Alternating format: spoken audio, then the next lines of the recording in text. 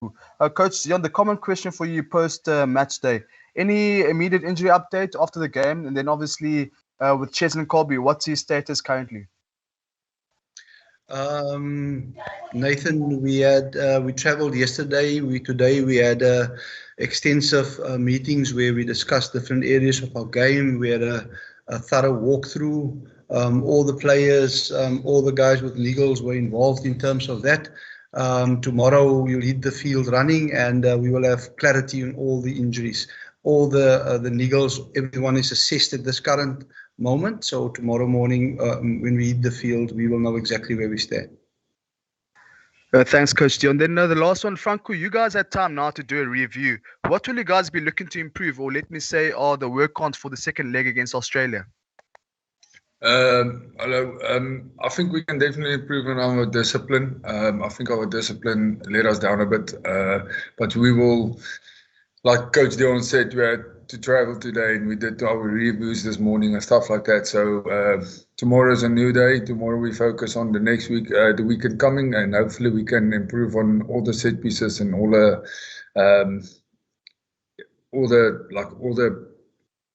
situations in the game. Thank you, Franco. Right, we move on to Heinz Schenk. You up next? Thanks, Rowan. Evening, gents. Deon, I just actually wanted to ask sort of, I think Franco sort of touched on it as well, but there's always a lot of talk, that even though the set pieces is the foundation for any team's, approach and stuff, there seems to be a lot of focus on the Springboks, probably because you guys are so good at it, in general and stuff. So I just wanted to ask, what is the key to recovering? Maybe that's the wrong word. To dealing with a situation like last weekend where it felt that most 50-50 calls, went against you guys, and there was a lot of talk of set piece dominance at the scrums, not being rewarded and that type of thing. Given how important, the set pieces is to the South African way of playing, how do you guys just deal with being so almost unrewarded, during a game? Is it just moving on, acknowledging that discipline needs to improve, or is it sometimes disheartening to see so much hard work almost going unrewarded? Hi, Heinz. Set pieces is a very important part of our game. Talking about scrums, scrums is an area which are very difficult to officiate. And I think the important thing for us looking back is that we just need to make sure that there's alignment between the pictures that we see as coaches and the pictures that the referees have seen, so that going forward we understand in terms of how we need to interpret and what is the areas that we need to work on.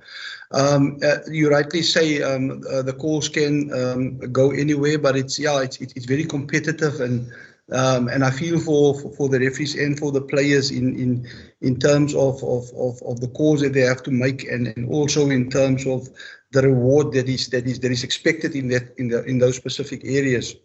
But looking back at today, I mean, we had clear discussions in terms of that. There was also a brief discussions with the referees in terms of their interpretation, and I think going forward we will have a better understanding in terms of what we need to do to ensure that we get rewarded going forward.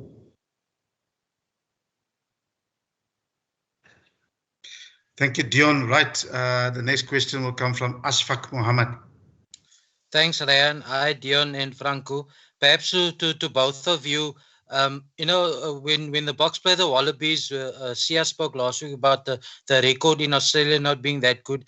And it's almost like, certainly from fans' perspective on social media, there's a bit of underestimating them. I'm not saying you guys are underestimating them, but perhaps on the field, the Wallabies often come with hysterics and different. You spoke about pictures at scrum times.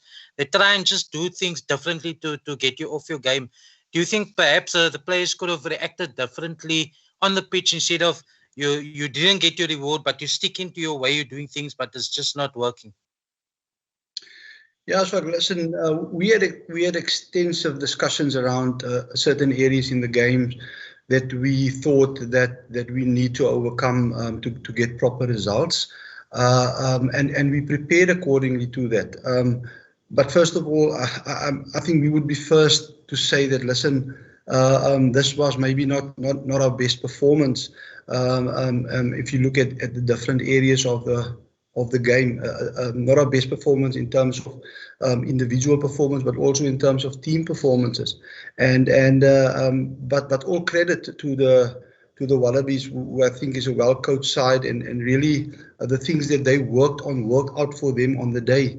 We also had a lot of opportunities, and if we used that opportunities right, I mean, the result could have been different, and we would have, I mean, we've lost the game post the 80 minutes, and then we could have looked differently into that. I think throughout the game, through those challenging situations, the players searched for solutions. But yeah, I think having experienced that now, looking forward into the next week, I'm confident that the players will handle whatever is thrown at them differently, and maybe we get a better result. Thank you, Deon. Right, Craig Lewis, you're up next. Thanks, Ray. How's it, guys? Deon, there's been quite a lot made of the goal kicking after the weekend. I was just wondering what your thoughts were in that regard. What's been the response from Andre Pollard? Does he still have your full backing in terms of you believing he'll come right with his place kicking, or are you working on any backup plans? Just touching on that, please. Yeah, obviously that's an area that we did discuss and we look at. But Andre Pollard is a professional rugby player. He's a quality individual on and off the field. He's the first guy that put up his hand and said that, listen, he didn't perform, or he wasn't at song with his kicking game on the day. But we know what he can do, and we know that. He's a guy that takes pride in the way he does things, and so we're confident that he will correct that, and he will work hard on that in order to improve in that specific area. So yeah, we look at a collective in terms of who's in the squad and what the challenges are going forward, and we will make a decision accordingly. Thank you, Deon. Right. Now, following question will Katulo. Hello, Deon. Hello, Franco.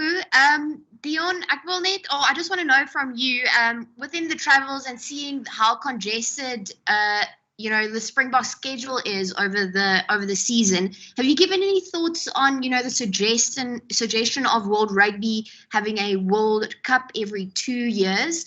Do you have any thoughts around that? And then to Franco, just the mental state in the Springbok camp at the moment after getting the loss against the Wallabies, given your stats there already. Now, to be honest, we did not talk about that at all. Our main focus up till now was just preparing for this rugby championship. That's where our focus are, and also looking back in terms of the games that we had before, the series that we came through. That is the only things that is now in our mind, is preparing very well for this game and for the next two games against New Zealand. Thank you, Deon. Right. I see Morgan Pick. How's it, Sos? I just wanted to find out, what's the feedback of the players? Are you guys feeling more settled that you've got your first away test out the way now? One that was in front of crowds, something that a lot of the guys weren't used to. I think it's something. I think a lot of guys wasn't expecting that what happened on the weekend. Like I said yesterday, it still stays a rapid game. The ball can bounce anyway. Sometimes your plans doesn't work. Sometimes your plan do work. And unfortunately, the ball didn't bounce our way. So credits to Australia. I think they were a bit hungrier than us. but we will work hard this week to win the week, and hopefully we can come back stronger next weekend. And the boys are very confident and very positive, and that's a good sign on a Monday morning. Thank you. Right, Leighton Koopman. Thank you, Ryan. Hi, Deon. This is just for you.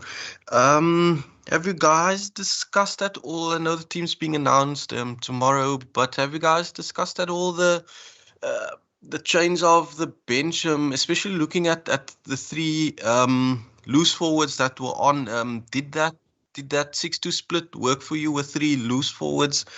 And not with a specialist lock on the bench as well. Has there been discussions around that? Ali, Dennis, we do have a specialist lock that was converted into flank sitting next to me. If you look at the flow of the game and how close we came to winning the game and the impact that those three players have brought when we've replaced our starting loose trio, I think it worked for us, and is something that we will definitely consider for this upcoming game. There might be changes, but looking overall in terms of what our thought process was behind it, and how we saw the challenges that Australia will bring to the game, I think those three players they've made an impact when they came onto the field. Thank you, Deon. Right, Kevin Rich. Thanks, Ryan. Franco, just listening to the conversation that's gone on so far, I sort of feel like we're sort of almost like in familiar territory, in the sense that we were here like after the World Cup opening game in 2019, and also after the first test against the British Lions, where you basically need to win the remaining games to win the championship. And you also, in this particular game, was similar to the Lions as well, in the sense that you scored 3 tries to 1, so you actually really dominated the game. You guys did win the game in a sense, and yet you really were off your game as well. I think you'd probably agree with that. Surely that's also an encouraging sign. I mean, that you could actually have your off day, and you should still have won. I mean, if Polly had kicked his goals and Damien had kicked that one, you would have still won. Yeah, like I said, it stays a game. Rugby is a funny game. You can be on your best and you can still lose. It's just the bounce of the ball. It's just, and it's when teams are capitalizing. If you get stupid penalties away and they capitalize, and then you find yourself 3 points ahead, and then 6 points ahead, and then so it builds up. But like I said, like you say, we know where we are. We know we have been in this situation before, so we know where to go from here, and that's a positive. Thanks. Thank you. Percival Young, you're up now. Rian, ek sê vir jou baie dankie. Ek is net bekommer met tegnologie, gaan my 'n bietjie in die steek laat, maar nietemin, goeiedag sê coach Deon Davids, goeiedag sê Franco Mostert. Deon, kan ek net vinnig vir jou vra vinnig? Dit sal waarskynlik 'n understatement wees om te sê dat die rol van 'n losskakel was duidelik benadruk die afgelope Sondag in daai toets tussen Suid-Afrika en Australië. Het julle enigstens gepraat oor, en Deon, die tweede deel van daai vraag is dan, is daar enigstens rede vir julle om verstellings te maak aan byvoorbeeld aan die rol van julle huidige losskaker en byvoorbeeld 'n speler soos Damien Willemse? Het hulle twee rede om bekommerd te wees oor die span? Ryan, kan ek vir Mostert 'n vraag vra in Afrikaans? Yes. Percy, jy mag, maar laat Deon eers sy vraag antwoord asseblief. Baie dankie. Ja, Percival, natuurlijk assesseer ons die hele vertoning van die span en ons bespreek natuurlijk die areas wat ons voel ons goed gedoen het en ook die areas waarop ons kan verbeter. So stelskopwerk is definitief een van die areas, onze dissipline is definitief een van die areas, so ook ons kyk na onze verdediging, ons kyk na onze algemene skoptaktiek op die veld. So dit is al areas, dit is al die areas waarna ons kyk om te kyk waarop ons kan verbeter. As ons praat oor die spelers in die span, ek dink André Pollard is 'n ervare speler en ek dink hy het die vermoë en die ervaring om dit wat nie vir hom gewerk het hierdie naweek reg te stel. As ons praat oor Damian Willemse, ons weet Damian Willemse is 'n talentvolle speler. Ek dink ook mense moet ook verder kyk as net moontlik hierdie wedstryd. Jy weet Damian is 'n veelsidige speler. Hy het ook Saterdag in die wedstryd vir ons baie beteken aan die einde om 'n sekere 3 te red. En natuurlik ook ons dink in die toekoms. Ek dink een van die belangrikste dinge was sedert ons aanstelling in 2020 was om die Britse en Ierse Leeu Tour te wen, voor dit was om die Wêreldbeker te wen en natuurlik alhoewel ons korttermyn doelwitte het met om die rugby kampioenskappe te wen of om goed te vaar op die einde van die jaar toer, is die eintlike plan om te werk na die volgende Wêreldbeker en om dit te kan doen moet jy ervaring bou in sekere posisies en met die spelers in die groep. En ek dink die ervaring wat Damian en ook ander spelers soos Herschel en Apelele Fassie in hierdie kompetisie opdoen, gaan vir hulle belangrike lesse leer om wat hulle beter gaan toerus vir dit wat vir hulle voorlê, sou ons hulle nodig het in 'n kompetisie soos die Wêreldbeker. So ja, Damian het daardie stelskop gemis, maar ek dink daar is soveel goeie kwaliteite in hom as speler dat ek dink 'n mens moet na die globale prentjie kyk en wat hy vir die span en vir Suid-Afrikaanse rugby kan bied vorentoe. Baie dankie Deon. Percy, jy kan nou jou vraag vra aan Franco.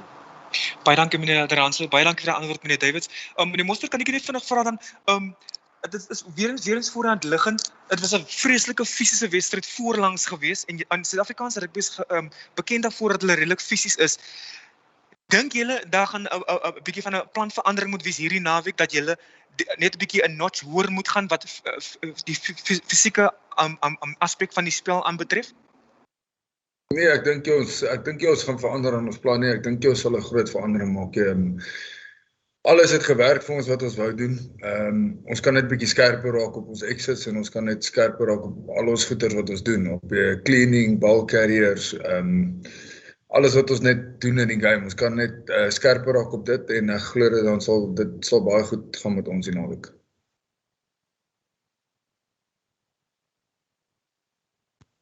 Dankie Percy.